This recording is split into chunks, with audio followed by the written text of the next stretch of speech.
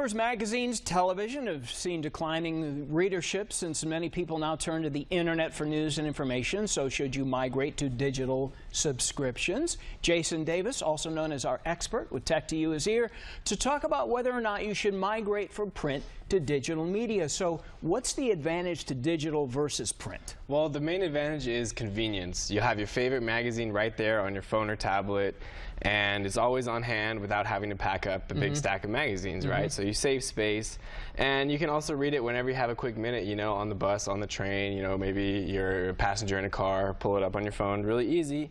And it's also digital magazines. They embed things like videos, links, and little sound bites that can really bring the article to life. Bonuses and stuff. So is it more expensive to do your digital magazine than it is to purchase it at the bookstore? Well, you know, you would think it would be cheaper because there's no mailing or printing costs, but it's usually about the same cost as a print subscription, but sometimes they are a little more expensive. What's the disadvantage to doing digital against, say, your newspaper or your magazine? Well, some magazines don't really have a good digital format. They just sort of take pictures of the pages and upload it, so you might have to be zooming and like straining the eyes, and the experience is just different. Some people prefer the feel of a magazine, just like some people can't do the e-books. They have to have the hardcover. You know? So is it based on individuality? How do you determine if the digital is better for you than the print? Well, you really have to try it out and go see what you like.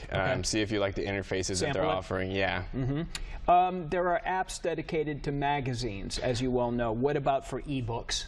Well, these ones are actually for magazines. There are plenty of apps for ebooks like Kindle and things like that. But for the magazines, there's this app. It's called Texture by Next Issue, and it's all you can read access to over 160 magazines, and that costs $10 a month for the monthly subscriptions.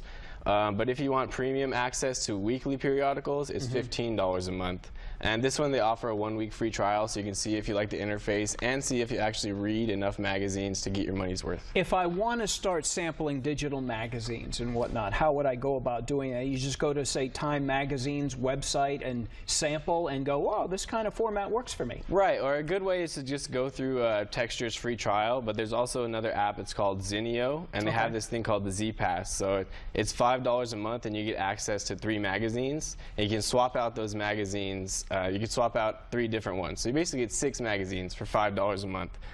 But the first 30 days of that are free. So you can get 6 magazines in those first 30 days and see if you like the interface, how it reads on a mobile screen, and just if you'd rather have the digital copy.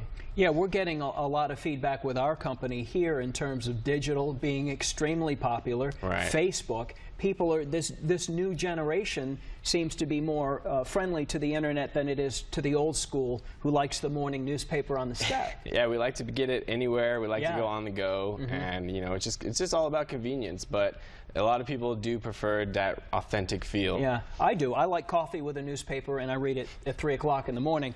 Side story, not important. How about app of the week? The app of the week this week is called Musician. So it's a free app on iOS and Android, and if you've been itching to learn an instrument, this app could help you out. So it's sort of like Guitar Hero, except you use a real instrument. So you play along, and it'll listen and guide you through lessons. And there's instant feedback about your accuracy and timing, and it also tracks your progress so you can stay motivated. So, but it's a free app, right? So you get daily time limits to practice and learn. And if you subscribe, you can learn an instrument per month for $20 a month or $120 a year. I like that, and the free part is good too. Yeah, right. And you mentioned Guitar Hero. Exactly. So I'm good. It's a fun way to learn. It is. It is. Jason Davis, thank you so much. With Thanks, Walt. Tech to You, we always appreciate your advice. Amy, over to you.